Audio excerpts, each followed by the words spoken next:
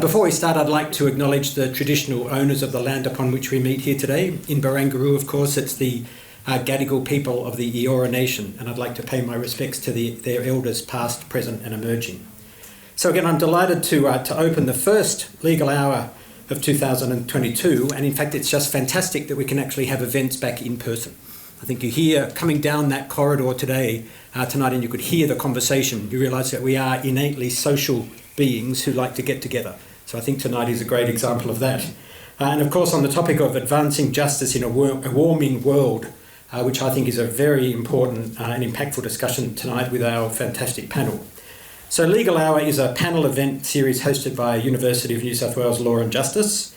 The series offers alumni insights as well as learnings from professional and academic experts. And for fellow alumni, of course, the opportunity to engage and network with one another and to meet new people. So tonight, let me just quickly introduce our chair and panellists and then hand over to Jane.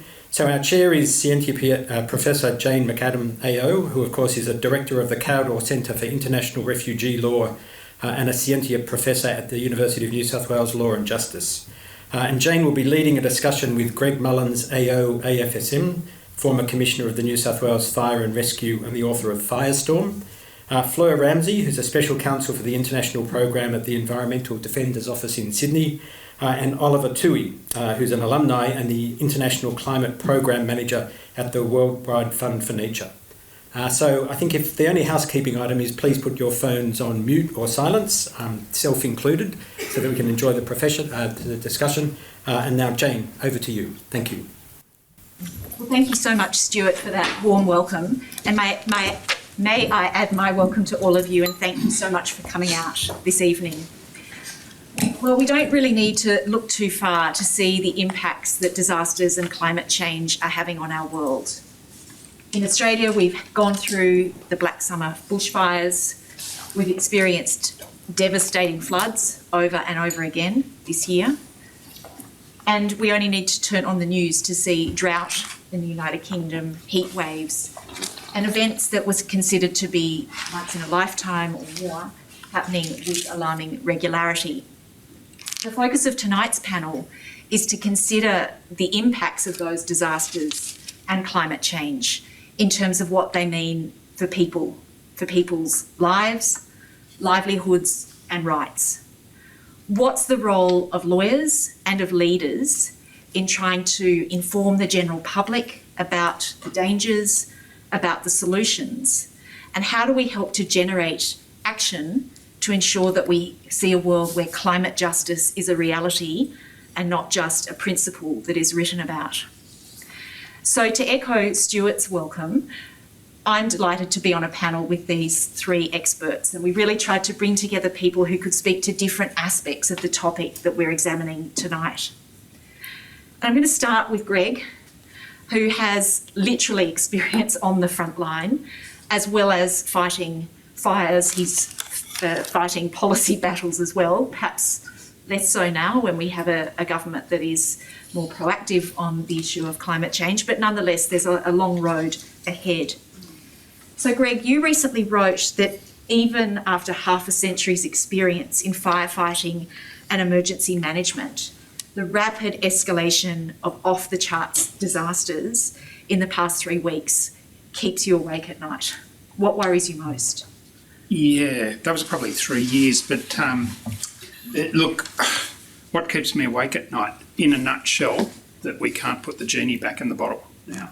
And what do I mean by that? So you talked about the UK. So I first went to the UK in 1995 on a Churchill Fellowship, and since then I've been back 4 times on each occasion talking to UK fire chiefs, every single one of them, about how to deal with the bushfire threat that they were now facing, that they'd never faced before. So California, I've worked in California, Los Angeles, San Francisco, Oakland, mainly West Coast, but also East Coast, studied at the US Fire Academy. And so it's the most well-resourced nation on earth in terms of firefighting capability. And they just say now, we just wait for every summer. Well, not summer, it starts in spring, summer and fall, as they call it, autumn. So fire seasons are months longer than they used to be tens of thousands of homes being lost just about every year. But they can't handle it. So it's Siberia, the heat waves at 40 degrees. But what happens there is the permafrost melts methane, which is a far more potent greenhouse gas than CO2, depending, it's shorter lived, but it really gets temperatures up and then the CO2 takes over. So there's all these feedback loops, and what I worry about is scientists have talked for years about tipping points, and I think we've crossed a tipping point with natural disasters, or I call them unnatural disasters now because I think they're almost entirely human caused. Not entirely, but the exacerbation in the frequency, length, impact is due to warming. And why do I say that? Our recent floods, as a volunteer firefighter, a couple of weeks ago, I was again washing out homes on the Hawkesbury River and I spoke to somebody there, the owner, and they said, this is our third flood. Well, with our insurance, we can't afford insurance anymore, and we don't know what we're going to do. So thanks so much for coming to help us. The Black Summer bushfires, I fought fires throughout the state as a volunteer because I retired as a professional firefighter in 2017. I never thought I'd see losses like that in New South Wales. Now, we did try and warn Prime Minister Morrison personally numerous times, months before the fires hit, because former fire and emergency chiefs knew that it was the worst build-up ever and that something really bad was coming. But when it hit, I just had no idea. We lost 11 times more homes in New South Wales than the worst ever year before that, which was 2013, which was another story because there was no El Nino, which used to be a necessary ingredient for a big fire season, and it was in early October, and there'd never been major property losses in New South Wales prior to late November. So there was so look, there's just so many impacts. The floods, for every 1 degree of warming, the atmosphere holds 7% more water, which water vapour is a greenhouse gas, if you call it a gas on its own, it maintains heat. So all these feedback loops are just making these unnatural disasters worse and worse. And please don't kid yourself that the emergency services can handle it, because we were built and resourced for the threat environment of the 1990s, and no one's worked out how to deal with the threat environment we now have. And you would have seen the flood report came out today.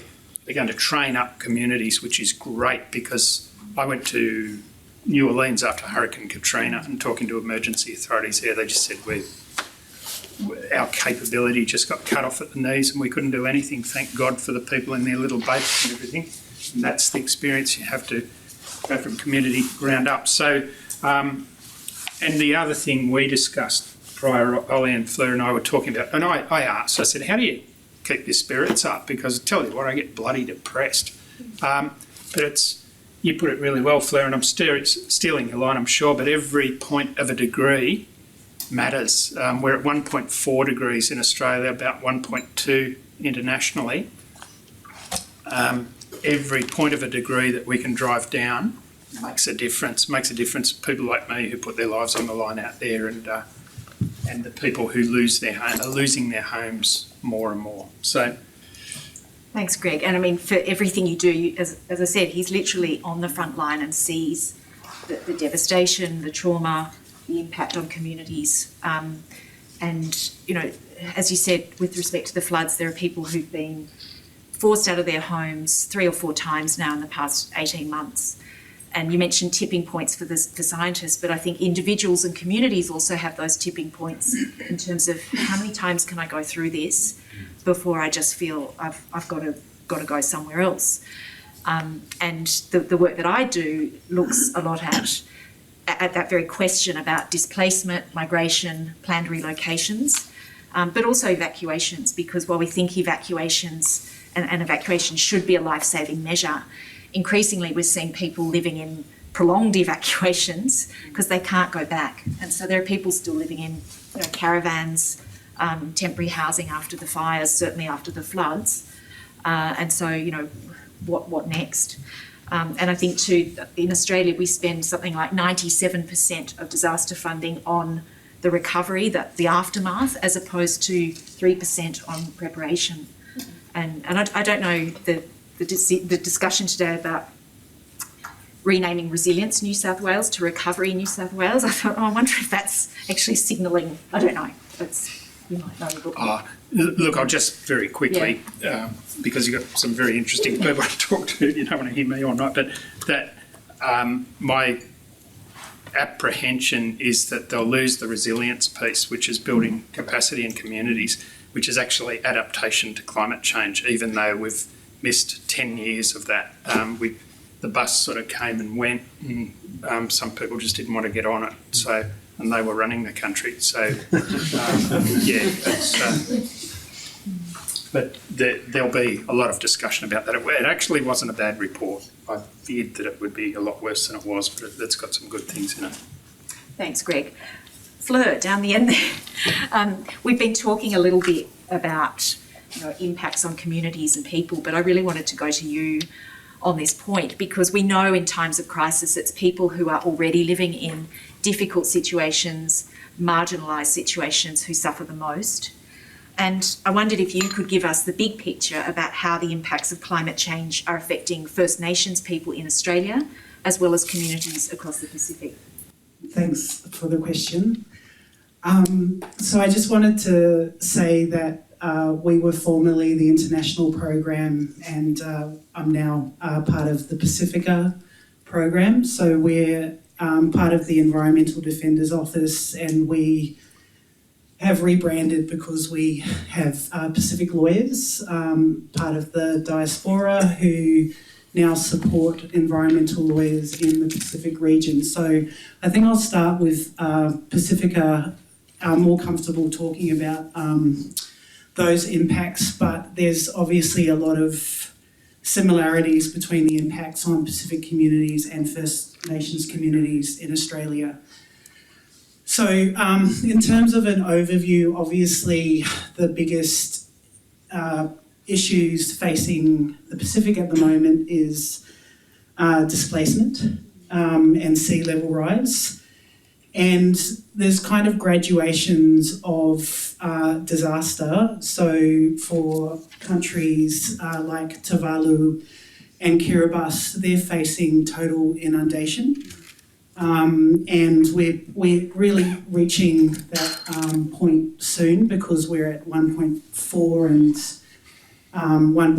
the Pacific needs to be at 1.5 to stay alive. That's the part of the kind of advocacy that Pacific people have been doing. So the impacts for countries like Tuvalu and Kiribati are quite severe, because these countries, through formal decolonisation, are sovereign and have statehood, but unfortunately under some archaic international law, if you lose your territory, then you lose your statehood and you lose your sovereignty. Obviously, Indigenous people would quibble and argue about that, but that's the mainstream orthodox view. And then you lose your maritime rights and your exclusive economic zone. And so for the Pacific people, those resources are really important. And so there's that. And then for other communities, we've been working in Fiji and seeing communities that are having to relocate now because of sea level rise. And the impacts on them are really severe cultural impacts. So like First Nations, Pacific people have very profound relationships to their land. And so, for example, terms for land like vanua or whanua in Samoan, I'm Samoan, mean people, land, umbilical cord. So that just gives a sense of what land means, its belonging, its identity. So people don't want to move, but they're being forced to move, and it's the kind of pain and suffering where you just will weep and cry. It's really difficult, and I think it's similar for a lot of communities in Australia and the Torres Strait as well. And with that, just one last point. I just don't think people understand the immense richness of the Pacific. People tend to think of it as small, but it's a third of the globe, and it's also got a third of the world's languages. And if you think about it in this way, those languages are tied to place.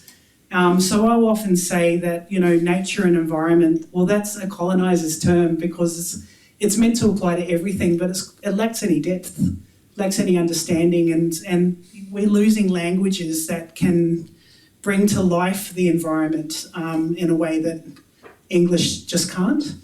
Because they're ecologically based languages, they're place-based languages, and so we're just going, it's a biodiversity crisis, but it's a biocultural diversity crisis as well.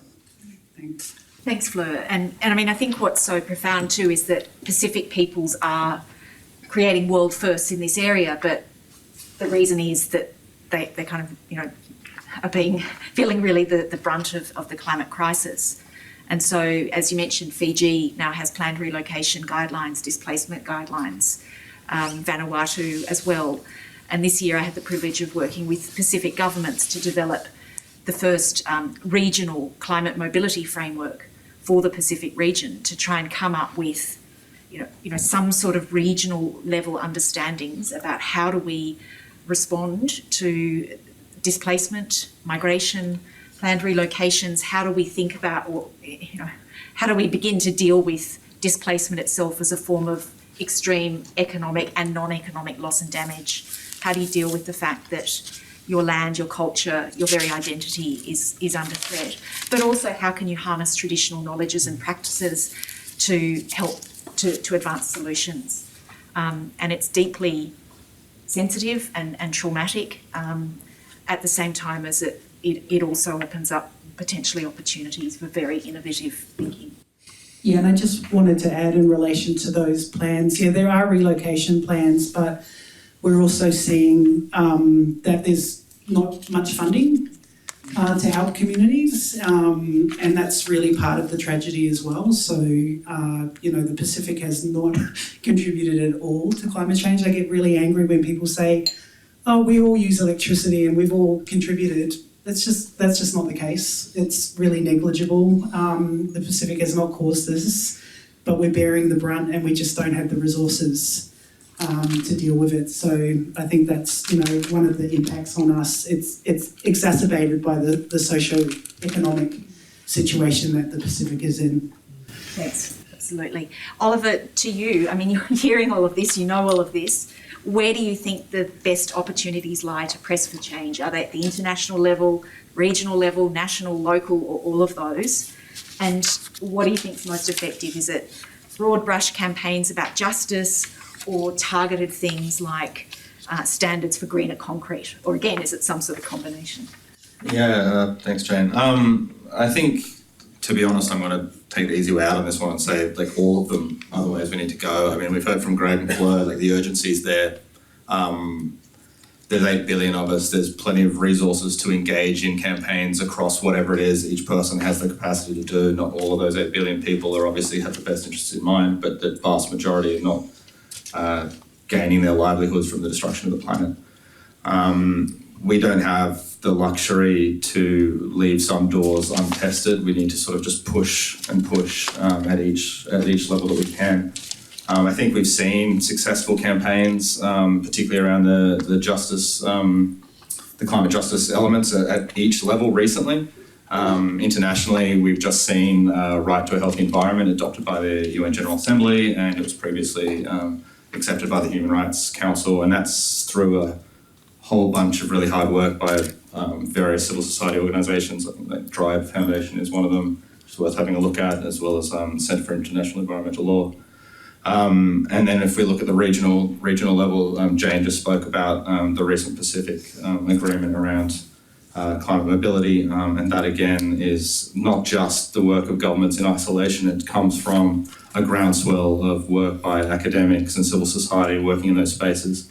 Federally, across the board, we're seeing an increase in pressure on federal governments, not just in Australia. If we look at the Agenda case, which Sort of was a landmark case in the Netherlands that established that the government there had a responsibility to future generations to undertake climate action. And that's something that I think builds power sort of across the globe and in each country for us to start identifying those opportunities for us to push our governments to take action. Tomorrow we actually have the Senate committee looking at the current climate bill going through, and it's fairly clear that in and of itself is not going to be is not enough to bring us to the Paris goals of 1.5 degrees, striving for 1.5 degrees, and so we've got plenty of work there, and a government that is acting as if there's the potential there to build that momentum. They have an NDC under Paris that is due 5 years from the last update, so I think 2027. Jen, you might correct me if I'm wrong on the exact year that might need to get updated, but we have the time and the space to do that, but the urgency is still there. And then locally, I mean, we have councils across Australia declaring climate emergencies, and now there's the opportunity to push those councils to find out what that means, because a number of them, the one that I live in, Winter Caribbean, certainly declared a climate emergency. It hasn't really done anything about it. And there's that opportunity there for if you have access to that door, to have a push on that and see where we can get, because the urgency is there. And the same answer is, do we do broad brush campaigns, on climate justice more broadly, or do we look at sort of individual, sort of specific campaigns that look at embodied carbon in concrete or transport? And again, both of those can be done at once. There's enough of us that we can chew gum and walk at the same time. We can push on each of those doors, and where we have the expertise, that's the place to start pushing. So I think that's probably where I see the space, which is to say everything is really important right now. We have less and less time to undertake action, and the next decade is absolutely critical to the Pacific and to the world more broadly.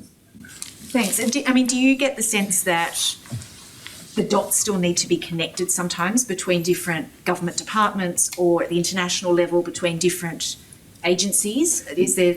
Yeah, absolutely. And a big part of my work now and some previous work that I've done is connecting those dots, and particularly on the climate justice angle, the connection between operating in a space where we solve climate change and making sure that we don't solve climate change by building it on the back of the very people being impacted by climate change is really, really important. And that is not, they are not dots that are necessarily being connected in the government. They're not dots that are being connected internationally.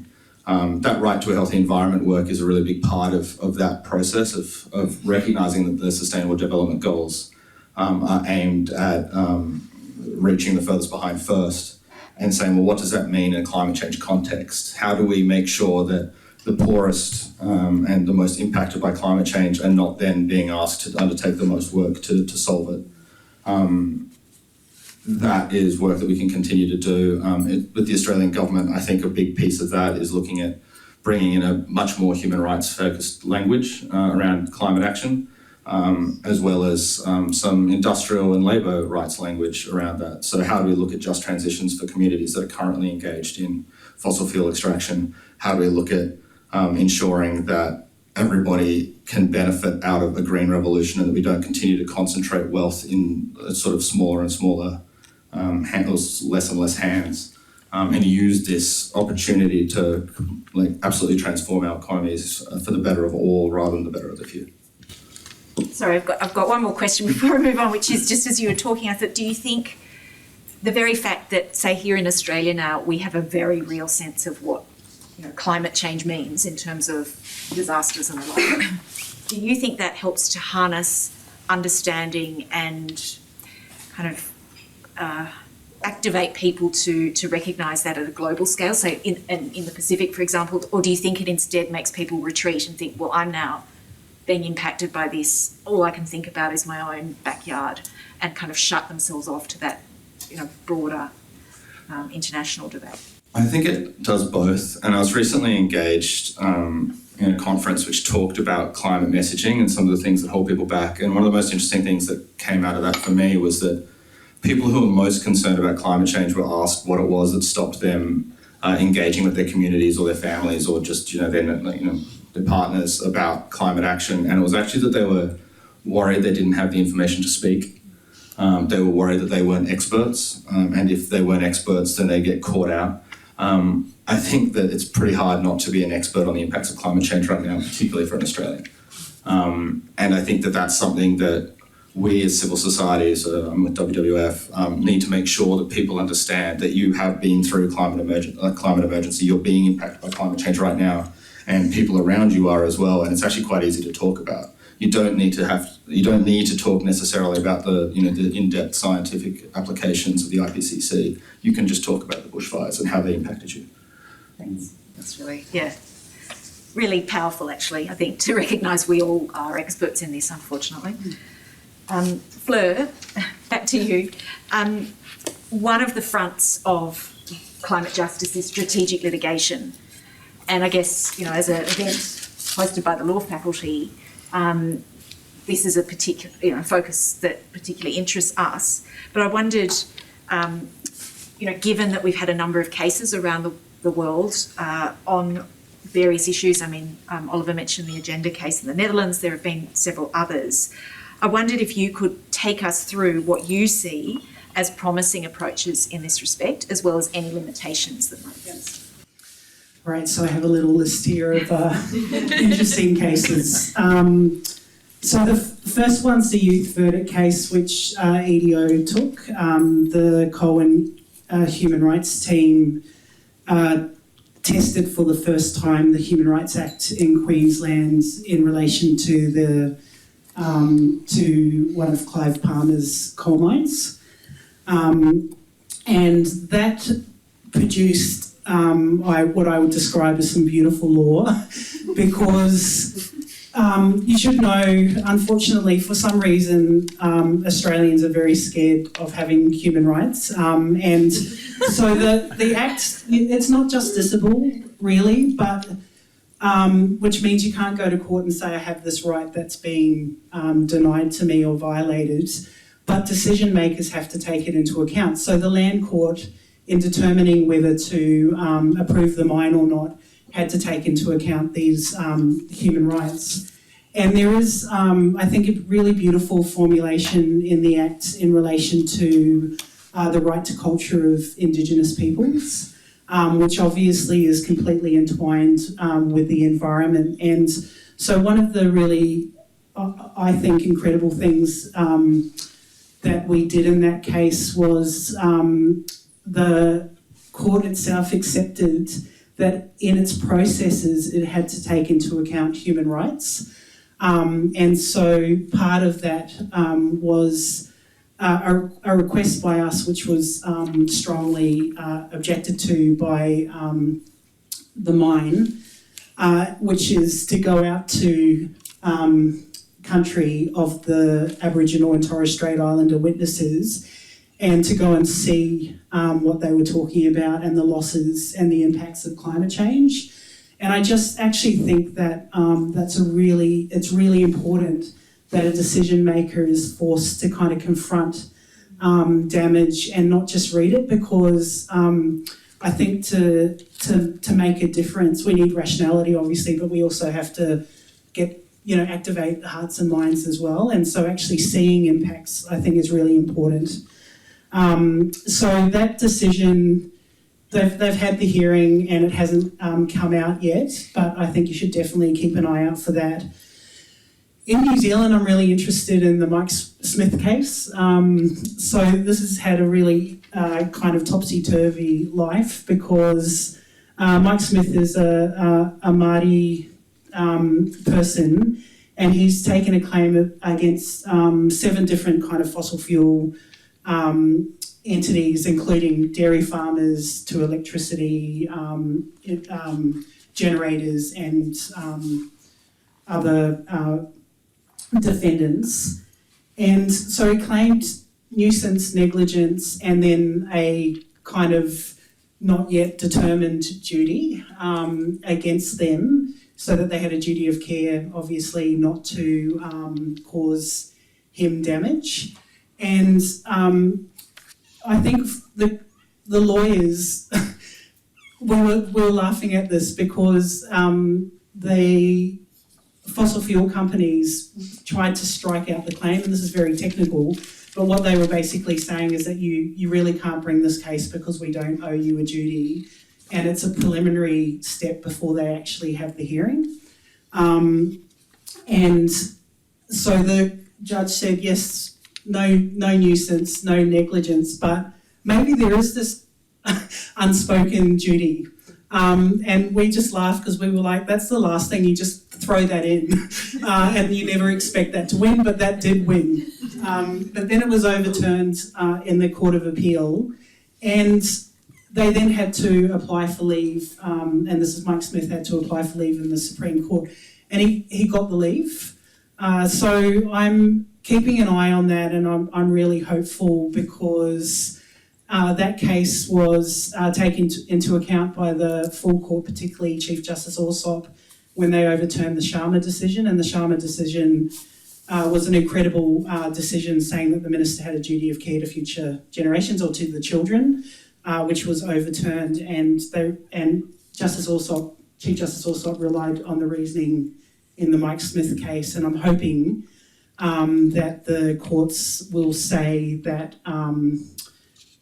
We'll just let the case be heard, because at the moment they just need to determine it on the evidence rather than on these preliminary decisions. I think you just have to have the court look at the evidence and make a decision based on that. Sorry, I've talked for a bit, so I'll just mention one more, which is Vanuatu's push for International Court of Justice advisory opinion.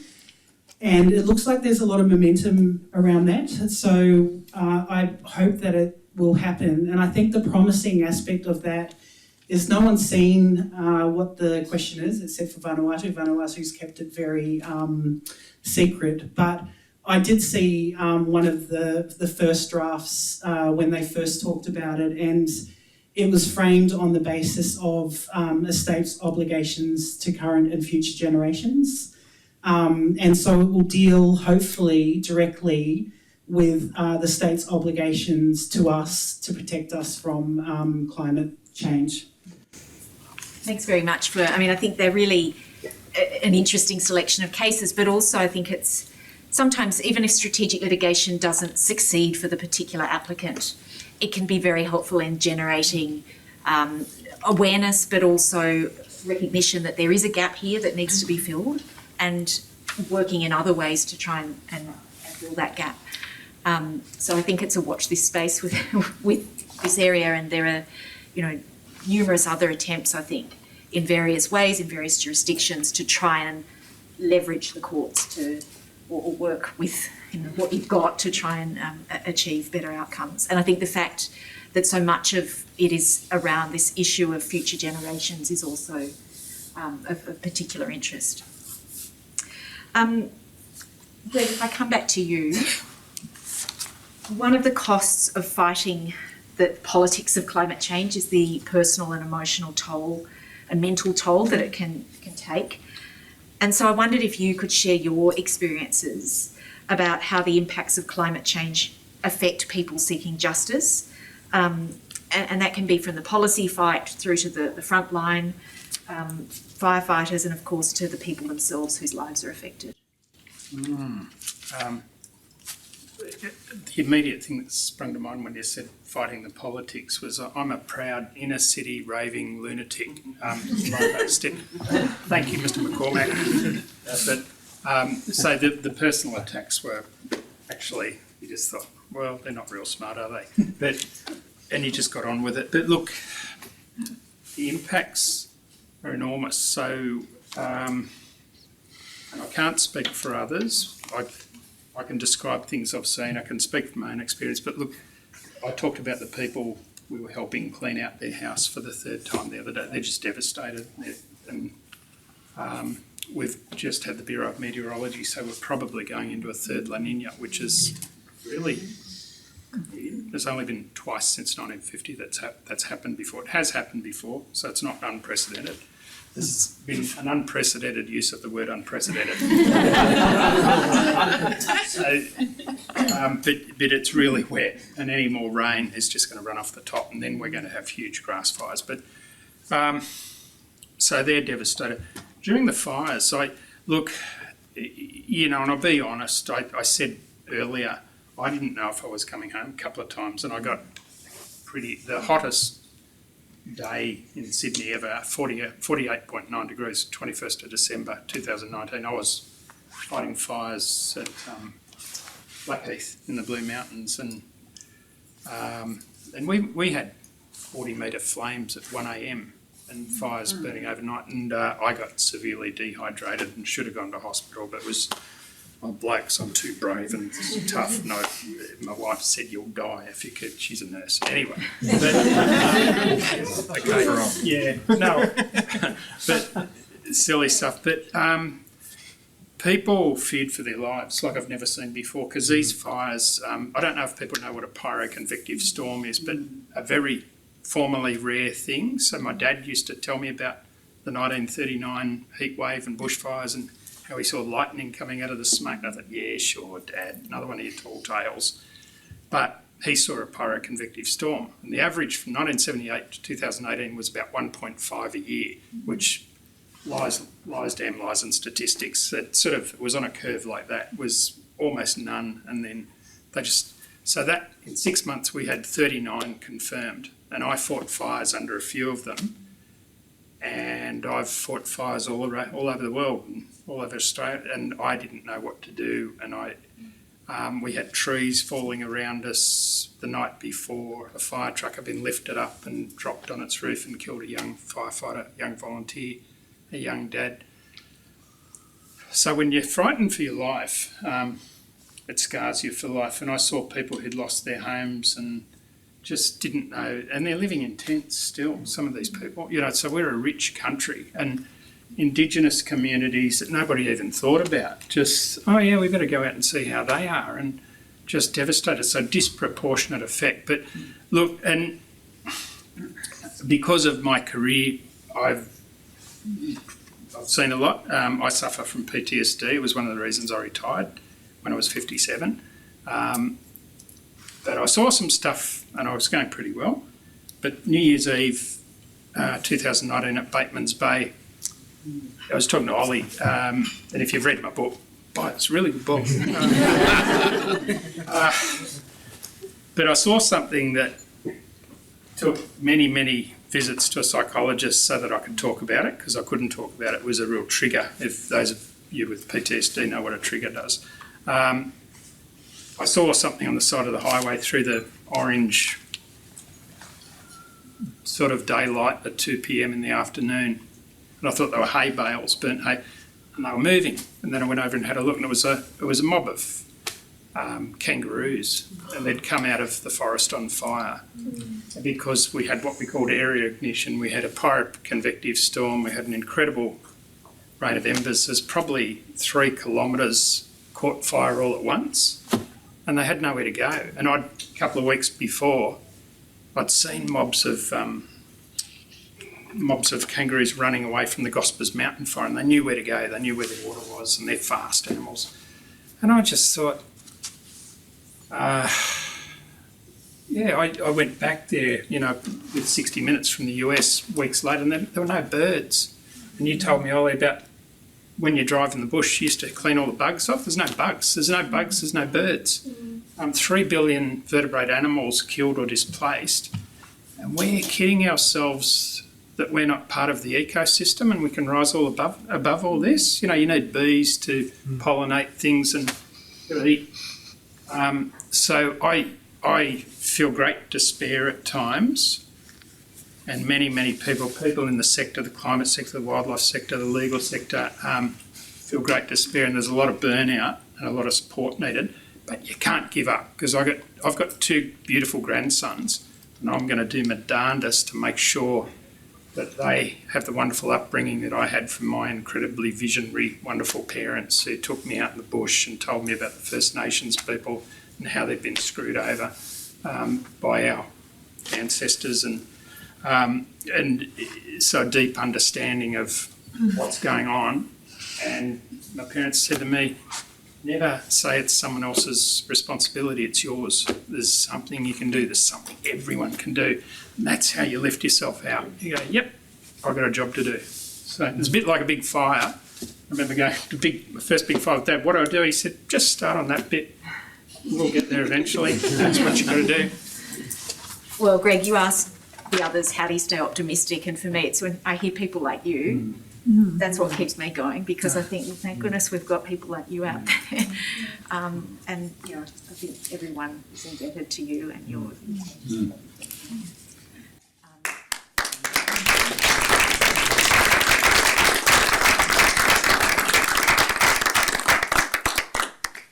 This is hardly this. I'm not trying to equate this experience at all with what you've seen, but I guess it to me it gives me a sense of, you know, what it must be like to try and cope and make sense, if you can, of what you've seen. And I recall, as a 5-year-old, my uncle lived in French's Forest when there were lots of bush blocks, and his property, there was a bushfire. His property was on fire, and I remember we went down the driveway. My mum was driving. My grandmother was hysterical in the front of the car. She got my sister's drink bottle and gave her, you know, blackcurrant juice and said, "You need sugar, just have this." And my uncle was standing there with the garden hose trying to put out the fire. And then the fire brigade came in and said, get out, get out. And so we had to reverse down the driveway. Now I don't think I was in any danger. My mother might now be called up by welfare or something. But we weren't in direct danger. But that has, I mean, that image is, that whole sort of thing is seared into my memory, and I was terrified. And so I think, and I was just in the car, we could get out.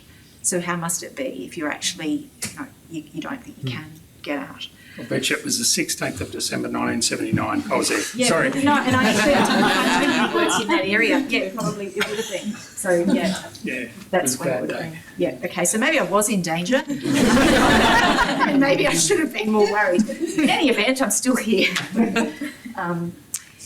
So Oliver, to you, when we turn to lawmaking and implementation, I think very often the human experience can start to become quite abstract and distant from it. So I wondered if you've seen effective ways of bringing that human perspective into international arenas when commitments are made by governments.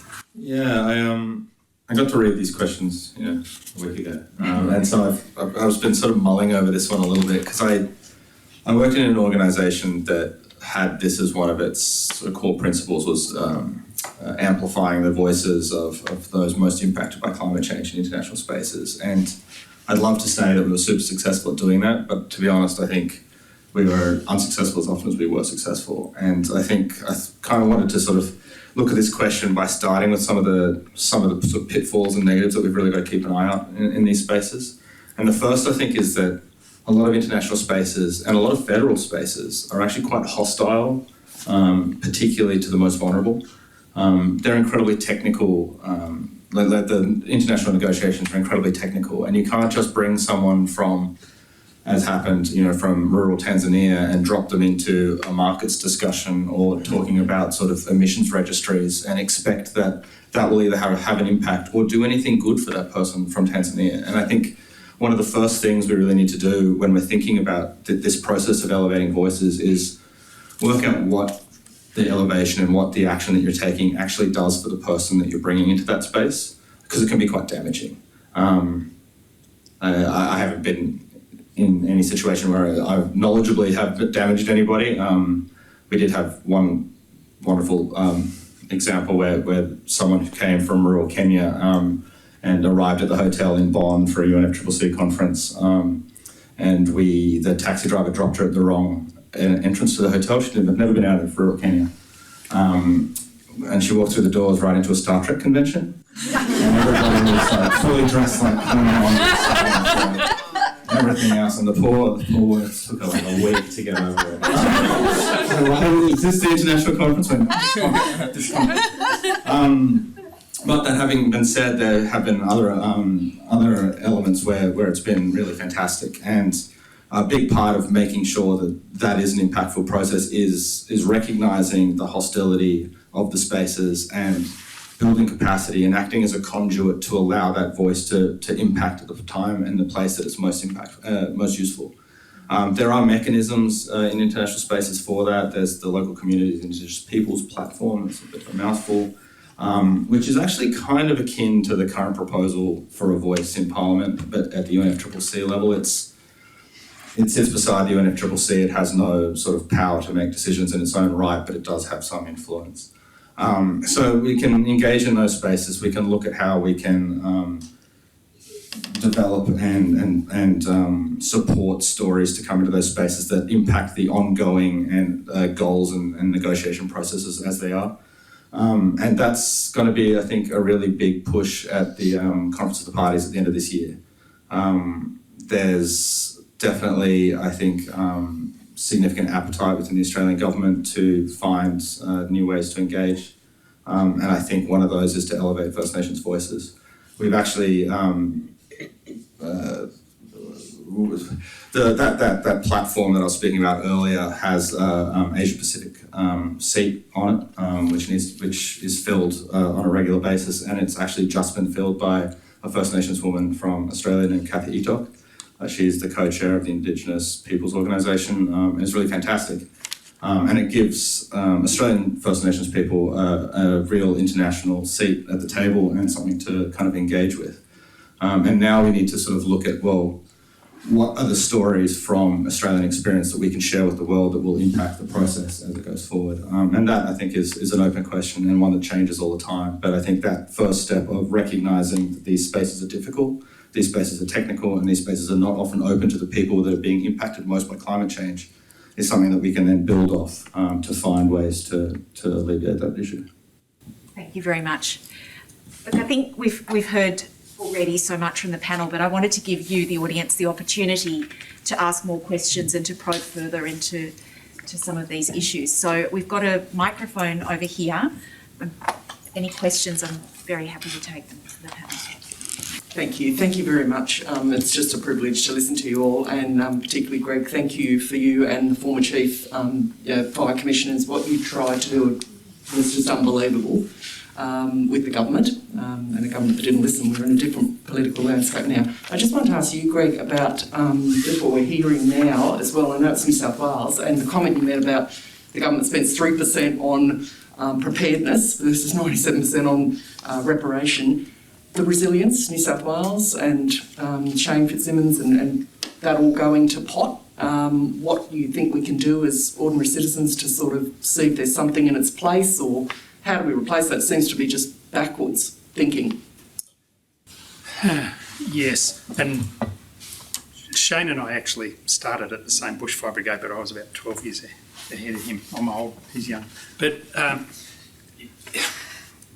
I was very worried. You might have read some of my comments in the Herald and on ABC radio prior to, because the so-called leak was a deliberate thing from Premier's department to just feel the water and see how the community will go. And they needed someone to blame when there's a big disaster, and it's always the case. They try to find someone to blame. Now, it's actually not a bad report. So I tried to skim it this afternoon. There's 93 references to climate change, but then they drop the ball and say, oh, we don't think, you can attribute the 1 in 10,000 year flood or whatever it was, and those words are meaningless now. So you're sort of out of line with the IPCC and thousands of other, we'll put that aside. They're actually setting up, they're keeping resilience New South Wales. It's going to focus on the first 100 days of recovery, so that's good. And there'll be a reconstruction authority, that's good. There's a whole lot of machinery of government changes that are fairly good. There's a bit of a worry they want to put some stuff back under police, but they are doing community building work. So we're giving it our, I've got 39 former SES and fire commissioners who are looking at this, and we'll have a Zoom conference on Friday. We'll write to the Premier. But climate adaptation is the main game in town now, and that 97.3% must change. You've got to get ahead of the game. This is one of the things, you can't keep buying 737 water bombers because on the windiest days it can't fly anyway. And it's about getting communities safe, but wildlife rescue, there's so much that needs to be done out there, and the recovery piece is detailed hard work and getting people rehoused and everything, and getting people out of harm's way. So that's a big one, buying back properties like they did in Queensland, what's the valley? Lockyer Valley, Grantham. And So, look, at this stage, I'd say, no, it's not a bad report. So we'll work with them. And you made that comment about government. The last government did not want to know, and there's so many stories I could tell you about the skullduggery that was aimed at us and predated letters 2 days before the meeting and saying we can't make the meeting. It was just unbelievable. But the Albanese government is regularly in touch. You know, Minister Watt, Minister Bowen, and they're consulting, and the whole public service in Canberra. I know people who have given up, and they're saying, geez, something a bit like, what did they call it in the old days, before 10 years ago? Westminster style of government. So, which is great. You know, frank and fearless advice, apolitical, and so people are enthused again. So, yeah, it's not a high distinction. The New South Wales government today, it's probably a good pass. Thank you. Other questions or comments? Yeah, thank you. The question for you, Fleur. You were talking about the Mike Smith case and hoping that things were going to come out the right way. So, is that all we do with something like that? I mean, is there anything anybody else can do other than hope, or is it all down to one man sitting there carefully working the letter of the law? It's a very good question, because I'm a lawyer, but I'm also deeply sceptical that the law's going to save us. And just because I just don't quite understand, but there's a lot of resistance. Judges have resistance, particularly in Australia and New Zealand, to the idea that if someone causes harm using their property and profits from it, they should therefore be responsible for that.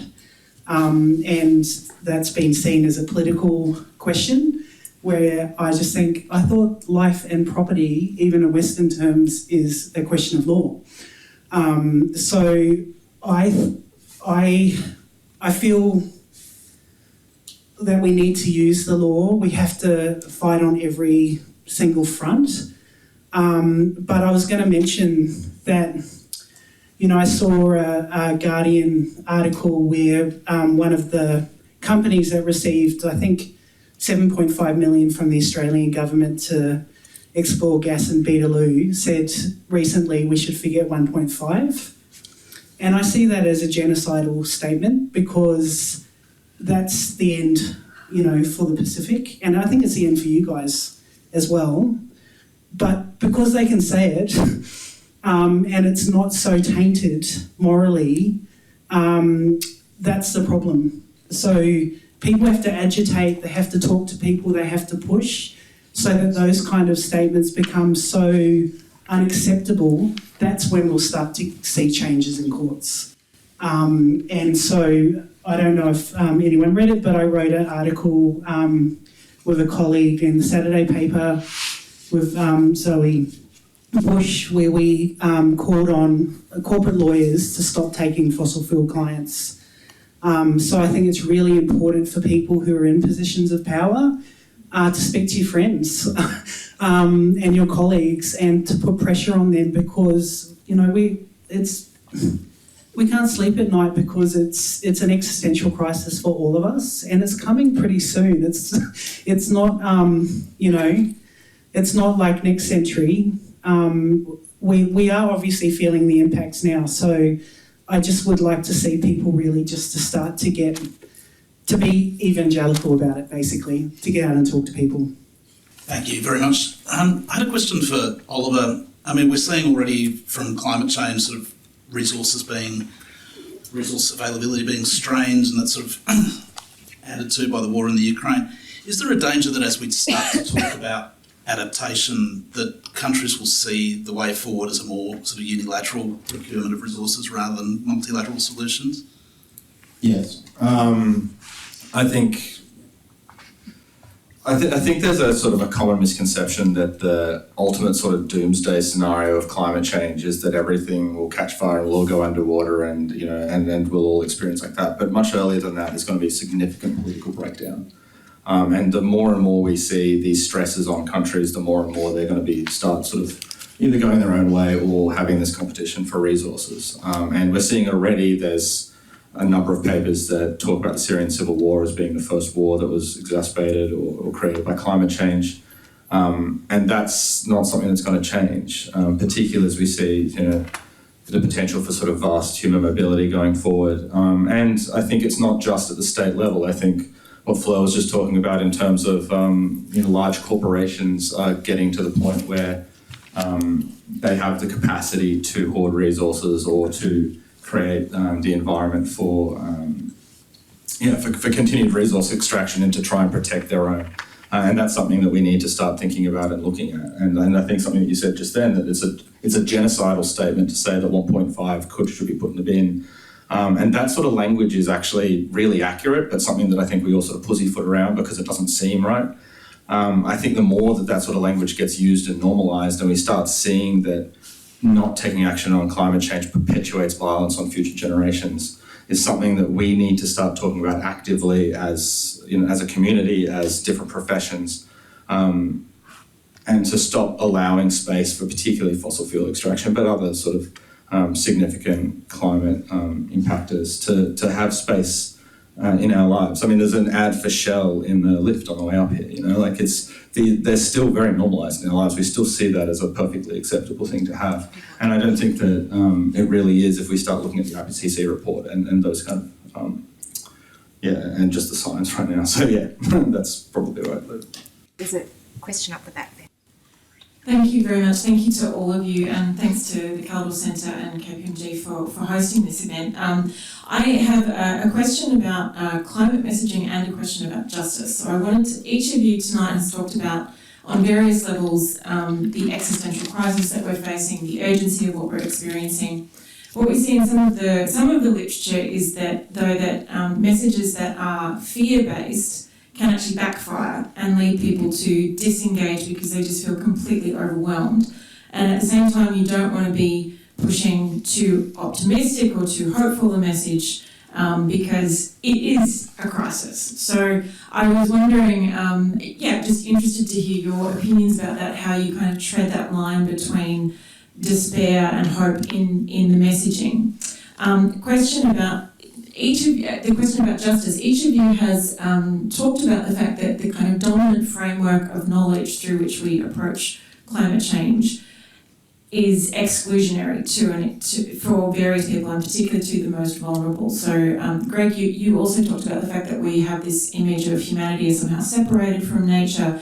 Ollie and Fleur have both talked about how the international spaces on climate change are hostile, or that the value systems for people who are most directly affected are just not really brought into consideration in these dominant justice frameworks. So my question is, to what extent is the achievement of climate justice necessary? To what extent is it necessary to bring in these different knowledge systems and to create space for those different knowledge systems if climate justice is to be achieved? And then I just wanted to share a final thought, Greg, what you were saying. I had a conversation several years ago with a refugee activist and asked them how do they keep going in the face of despair. And what they said was, it's about, I'm not expecting to win, but I want to be faithful to myself and to my own values as I live my life and as I fight these battles. And Greg, I just wanted to say that for me, listening to you tonight, that's what you do.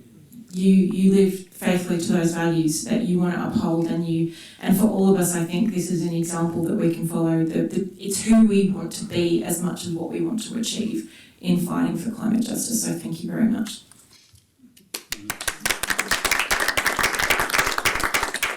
The first thing is, the question is how do we walk that line between existential dread and being like it's all going to be cool, we've sorted it out, and my answer is badly. Like you probably noticed tonight, but I kind of swing wildly between trying to be like, we can all help, and also we're all doomed.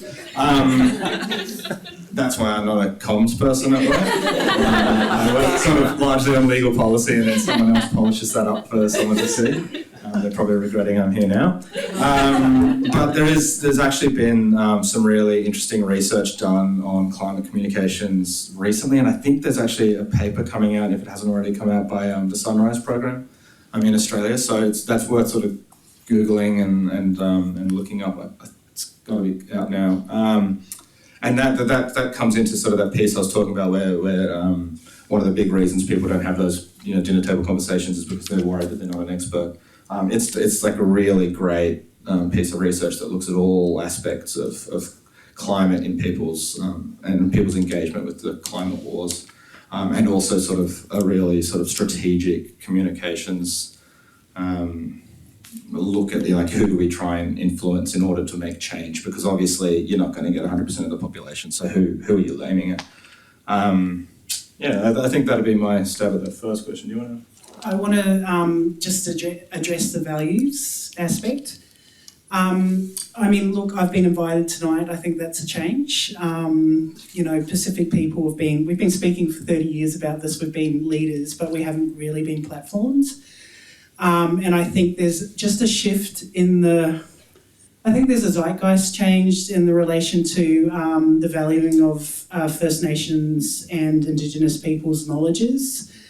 There's treaty processes, there's truth processes, there's voice. So I think there's actually a lot to be happy about, and certainly, my organisation's gone through change. We now have 2 Indigenous-led programs, the Pacifica one and a First Nations one. I think that's a massive change for a mainstream environmental organisation. So I'm happy about that.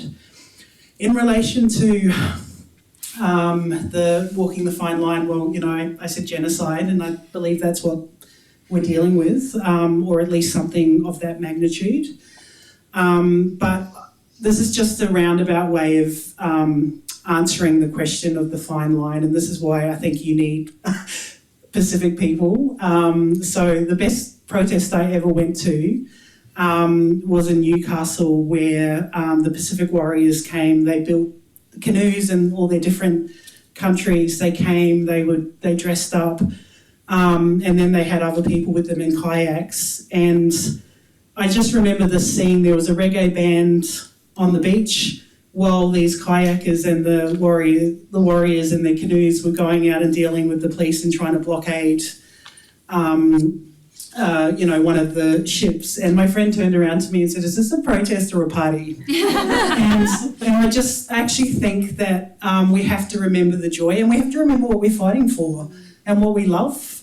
And Greg mentioned that in terms of going out and being in the bush and, his grandchildren. And I think that that needs to be what motivates us.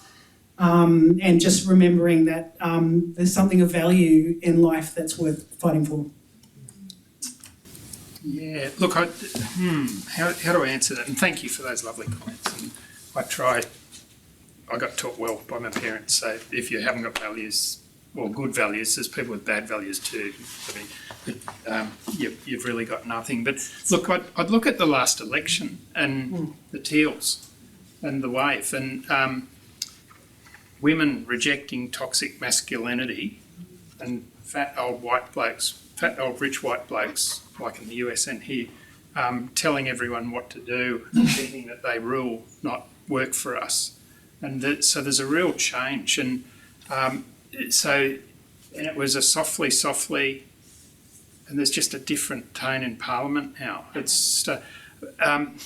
also, if you look at the Climate Council, so I'm a Climate Council, and we've taken a fundamental decision to pull back on the doom and gloom, even though they let me out occasionally. But if you look at their Facebook site, it's about solutions, it's about celebrating all the things that are going on. Yeah, 43 is not good enough, but damn sight better than 26 to 28%. And we'll get there. And they're the sort of discussions I've had with Chris Bowen about, hey, we'll be your cheer squad if you quietly get to 100% by 2030. Ho, ho, ho, ho. But so we've just got to keep doing stuff. And again, it's like a big fire. When you get there, you think, how the hell do we put this out and rescue everyone? But you do, and you do your best, and you just keep going. So yes, and I've learnt to tone down the negativity, and what happens is you attract a lot more positivity, and then you think, hey, maybe we can do this, and it drags me out of a hole. So, great question. And maybe the more of us who are there fighting that little bit of the fire, everyone can do something. we have. Yeah. Well, on that note, I think I will draw a close to the panel itself, but I think you'll agree with me that it's been a really informative and honest, real discussion, and I am so grateful to each of you for your contributions tonight. And I'd now like to invite Professor Andrew Lynch, the Dean of the Faculty of Law and Justice at UNSW, some closing remarks.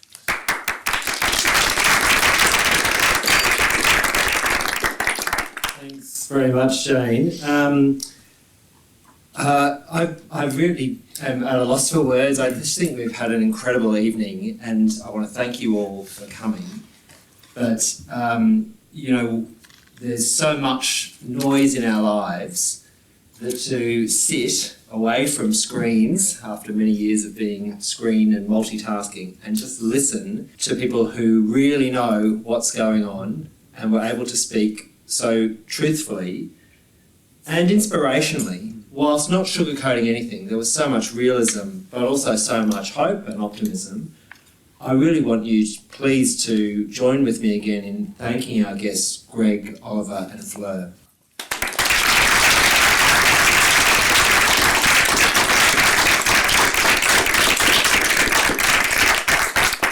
I also acknowledge my colleague, Professor Jane McAdam, who is the director of the Andrew and Renata Kaldor Centre for International Refugee Law. And if you haven't had much to do with the Kaldor Centre before, if this is your first exposure to them, please go to their website and see the full range of amazing work that Jane and the team at Kaldor Centre do, and of which the Faculty of Law and Justice is incredibly proud. Thanks so much, Jane.